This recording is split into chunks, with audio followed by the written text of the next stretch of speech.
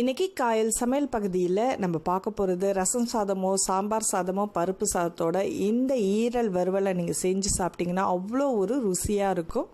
வறுவல் செய்கிறதுக்கு முன்னாடி அதை சுத்தம் பண்ணுறது எப்படின்றத பார்க்க போகிறோம். ஈரல் ஈரக்கொலையாகவும் வாங்கி நம்ம வீட்லேயும் கட் பண்ணிக்கலாம், இல்லைன்னா கடையில் இந்த மாதிரி சின்ன சின்ன துண்டாக நம்ம கட் பண்ணி வாங்கிட்டு அது மேலே உள்ள தோலெல்லாம் எடுத்துருங்க. ஏன்னா அது தோலோடு நம்ம சமைச்சோம்னா ஹார்டாக இருக்கும்.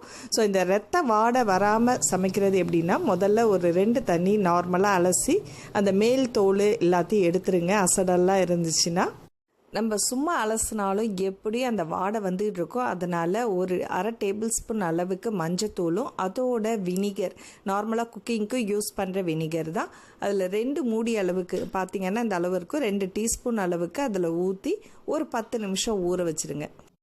அதிகமாக வினிகர் சேர்த்திங்கன்னா அதோட ஸ்மெல் கொஞ்சம் அதிகமாக இருக்கிற மாதிரி இருக்கும். அதனால் ரொம்ப நேரமும் வினிகர் போட்டு ஊற வைக்க வேண்டாம். ஜஸ்ட் ஒரு 10 நிமிஷம் அதை ஊறினா போதும். உடனே ஒரு 2 தண்ணி அலசி அது தனியாக எடுத்து வச்சுருங்க. இப்போ தண்ணி இல்லாமல் இதில் இப்போது நம்ம வறுவலுக்கு தேவையான மசாலா இதில் ஆட் பண்ண போகிறோம். இஞ்சி பூண்டு விழுது, அதோட நார்மலாக யூஸ் பண்ணுற கறி மசாலா பவுடர் உங்கள் கார தேவைக்கு நீங்கள் இதில் ஆட் பண்ணிக்கலாம். அது இல்லாத பட்சத்தில் சீரகத்தூள், தனியாத்தூள், சோம்புத்தூள், தனி மிளகாத்தூள் இதெல்லாம் சேர்த்து நீங்கள் நல்லா மிக்ஸ் பண்ணிக்கணும். இதோட தேவையான அளவுக்கு உப்பு, தயிர் 1 டேபிள் ஸ்பூன் அளவுக்கு இதில் விட்டு நல்லா விரவி ஒரு 10 நிமிஷம் ஊற வச்சுருங்க. ஊறினா ரொம்ப நல்லாயிருக்கும். இப்போ அதை எப்படி சமைக்க போகிறோம் அப்படின்றத நம்ம பார்க்க போகிறோம். இப்போ ஒரு நான்ஸ்டிக் பேனில் தேவையான அளவுக்கு எண்ணெய் விட்டுங்க. எண்ணெய் காஞ்சதுக்கப்புறம் பொடிசாக நறுக்கின சின்ன வெங்காயம், அது ஒரு கைக்குத்த அளவுக்கு எடுத்துக்கங்க.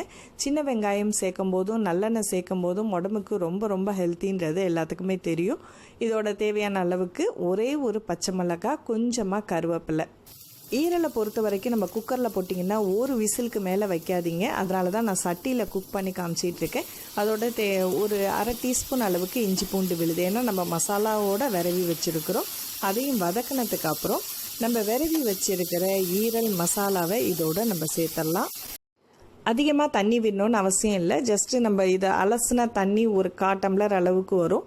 அதை மட்டும் இதில் ஊற்றி கொஞ்சம் நல்லா பெரட்டி விட்டுடுங்க.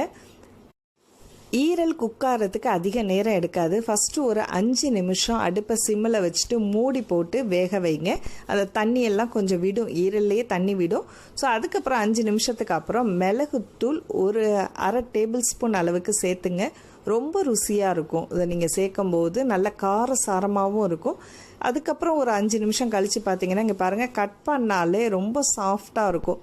ரொம்ப நேரம் நீங்கள் அடுப்புலேயே போட்டுருந்தீங்கன்னா ஈரல் கருத்து போய் ஹார்டாகிடும். ஸோ எல்லாமே பதம் பாருங்கள், நல்லா எண்ணெய் விட்டுட்டு நல்லா வறுக்கும்போது அடுப்பை ஆஃப் பண்ணிவிடுங்க. கடைசியாக கொத்தமல்லி தூவி இறக்கிடுங்க. சுவையான ஈரல் வறுவல் ரெடி ஆகிடுச்சு. இதில் நிறைய இரும்பு சத்து இருக்கிறதுனால ப்ரெக்னென்ட் லேடியும் சரி, குழந்தைங்களும் சரி அதிகமாக எடுத்துக்கலாம். ஸோ இந்த வீடியோ உங்களுக்கு பிடிச்சிருந்துச்சுன்னா மறக்காமல் லைக் பண்ணிவிட்டு உங்கள் கருத்துக்களை எங்களோட ஷேர் பண்ணிங்க. காயல் சமையல் பகுதி உங்களுக்கு பிடிச்சிருந்துச்சுன்னா மறக்காமல் சப்ஸ்கிரைப் பண்ணிவிட்டு நண்பர்களுக்கும் ஷேர் பண்ணுங்கள். அடுத்து ஒரு இன்ட்ரெஸ்டிங்கான ரெசிபியில் சந்திப்போம். நன்றி.